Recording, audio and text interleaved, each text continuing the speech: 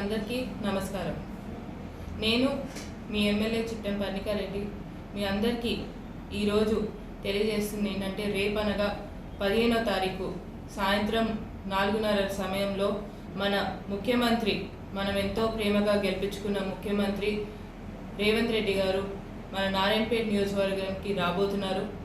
ఏదైతే ఆ రోజు తుక్కుగడ్డలో జాతీయ సభ కింద జనజాతర నిర్వహించడం జరిగిందో, ఈసారి తెలంగాణలో మన ప్రచారం అనేది కూడా ఎక్కడి నుంచి మొదలు పెట్టాలంటే నారాయణపేట నుంచి మొదలు పెడదామని చెప్పి అనడంతో మన దగ్గరికి ఫస్ట్ టైం ముఖ్యమంత్రి గారు నారాయణపేట జనజాతరకి రాబోతున్నారు.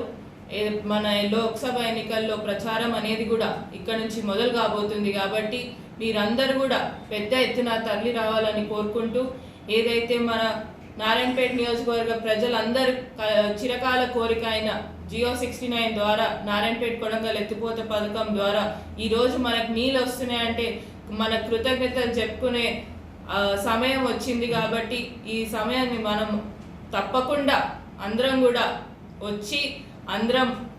వచ్చి కూడా మళ్ళీ ముఖ్యమంత్రి గారికి ధన్యవాదాలు తెలుపుకోవాలని కోరుకుంటూ, దీంతో పాటు ఏర్పాట్లు ఇప్పటివరకు అయితే చాలా బాగా నడుస్తున్నాయి. అవన్నీ కూడా ఈరోజు సాయంత్రం రేపు పొద్దున కల్లా అన్ని ఏర్పాట్లు కూడా పూర్తి కాబోతున్నాయి. జనం అందరు కూడా రావడానికి సిద్ధంగా ఉన్నారు. ప్రతి గ్రామం నుంచి కూడా జనాలు అందరు కూడా వస్తున్నారు. ఇప్పటికే అది ఓవర్ఫ్లో అవుతుందని మేము అనుకుంటున్నాం, కానీ వాళ్ళ ప్రేమ చూపించడానికి వాళ్ళు రాబోతున్నారు. కాబట్టి 50,000 నుంచి 1,00,000 పైగా జనాలు రాబోతున్నారని అంచనాలో ఉన్నాము. కానీ దాన్ని ఎక్కడ కూడా జనాలకి ఇబ్బంది కలగకుండా ఏర్పాట్లు అనేది కూడా చేస్తున్నాము.